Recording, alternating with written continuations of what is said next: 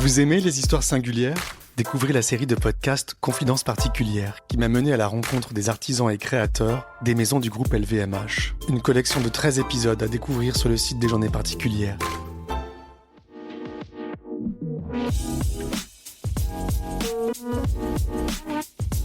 Une année à la tristesse record, la naissance d'un aïe-aïe et des alternatives au bisphénol A dénoncées.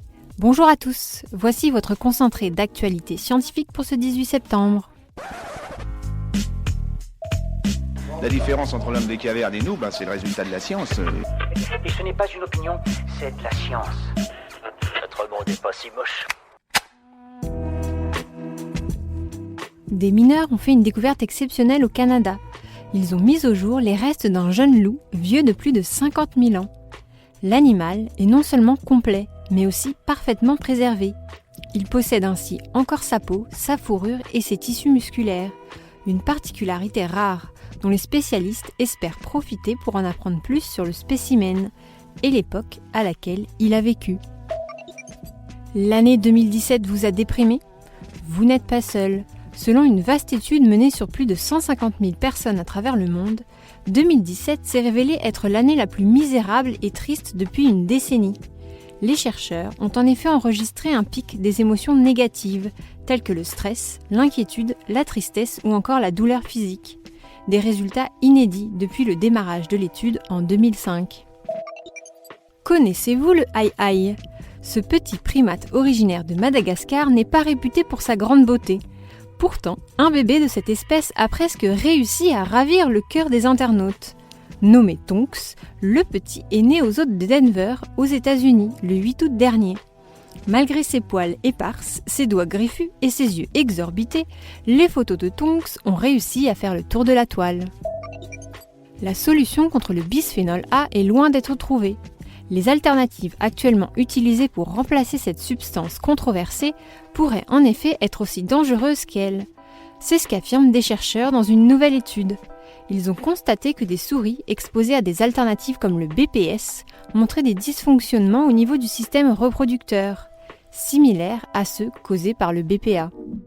Super, j'adore. Alors écoute-moi bien, je vais essayer d'être clair avec toi. Ouais, génial. La tempête Florence a donné à voir des scènes aussi effrayantes qu'insolites aux États-Unis. Alors que les vents balayaient la Caroline du Sud, une habitante a eu la surprise de voir un alligator se déplacer tranquillement à travers les maisons et les rues. Selon un spécialiste, le reptile tentait probablement lui aussi de se réfugier loin des intempéries causées par Florence. 3 ans après le scandale sur le diesel, le combat contre les véhicules polluants est loin d'être gagné.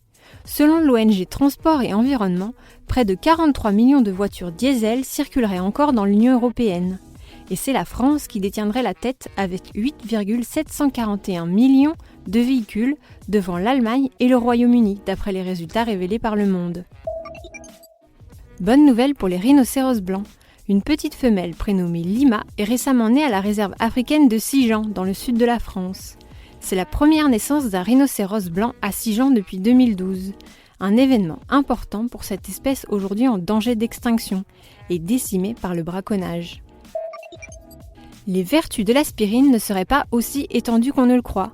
Selon une vaste étude, prendre de petites doses régulières d'aspirine ne serait pas bénéfique pour les personnes âgées, ni contre les maladies cardiovasculaires, ni contre les risques de démence.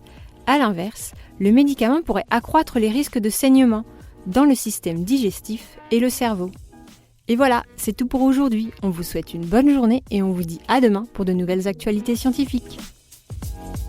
Voilà. Il ne reste plus qu'à vous remercier de votre attention. Au revoir.